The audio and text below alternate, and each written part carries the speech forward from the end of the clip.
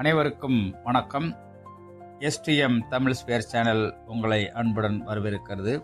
இன்று நாம் காணப்போவது அதிகாரம் 65, சொல்வன்மை, குறள் எண் 647. சுழல் வல்லன் சோர்வீலன் அஞ்சான் அவனை இகழ்வெல்லல் யாருக்கும் அரிது.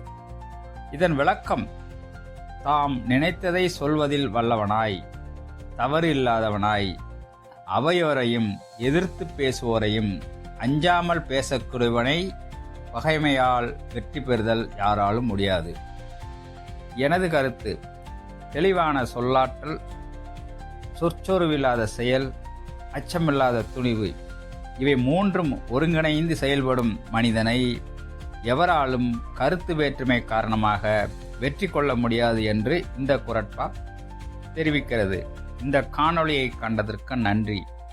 தினமொரு திருக்குறள் பகுதி உங்களுக்கு பிடித்திருந்தால் எஸ்டிஎம் தமிழ் ஸ்பேர் சேனலை சப்ஸ்கிரைப் செய்யவும், லைக் செய்யவும், பெல் பட்டனை தேர்வு செய்யவும். மீண்டும் சந்திப்போம் அடுத்த குறளில். நன்றி, வணக்கம்.